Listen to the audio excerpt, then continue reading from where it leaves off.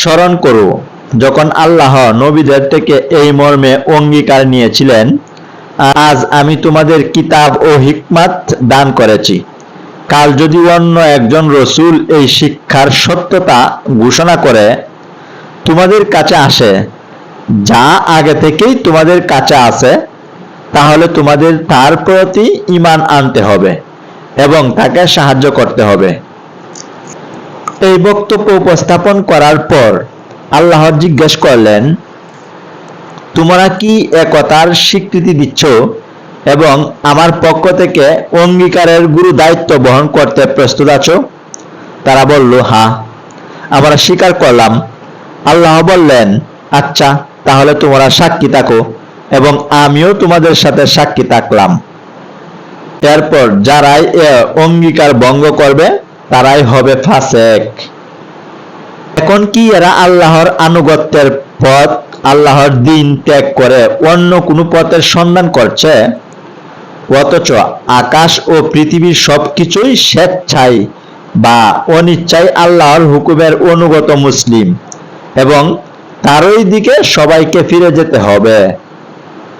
হে নবী, বলো, আমরা আল্লাহকে মানি, আমাদের উপর অবতীর্ণ শিক্ষাকে মানি, ইব্রাহিম, ইসমাইল, ইসহাক, ইয়াকুব ও ইয়াকুব সন্তানদের উপর অবতীর্ণ শিক্ষাকেও মানি এবং মুসা, ঈসা ও অন্যান্য নবীদেরকে তাদের রবের পক্ষ থেকে যে হিদায়াত দান করা হয় তার উপরও ঈমান রাখি। আমরা তাদের মধ্যে পার্থক্য করি না এবং আল্লাহর হুকুমের অনুগত মুসলিম।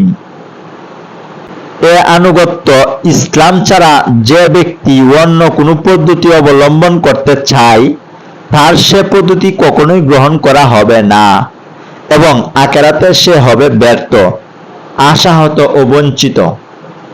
ঈমানের নিয়ামত একবার লাভ করার পর পুনরায় যারা কুফরির পথ অবলম্বন করছে তাদেরকে আল্লাহ হিদায়াত দান করবেন। এটা কেমন করে সম্ভব হতে পারে? অথচ তারা নিজেরা সাক্ষ্য দিচ্ছে যে রসূল সত্যের উপর প্রতিষ্ঠিত এবং তার কাছে উজ্জ্বল নিদর্শনসমূহও এসেছে।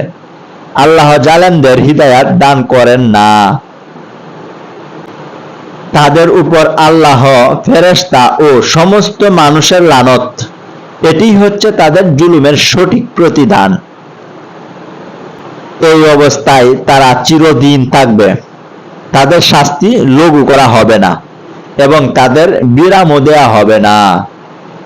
তবে যারা তাওবা করে নিজেদের কর্মনীতির সংশোধন করে নেয় তারা এর হাত থেকে রেহাই পাবে। আল্লাহ ক্ষমাশীল ও করুণাময়।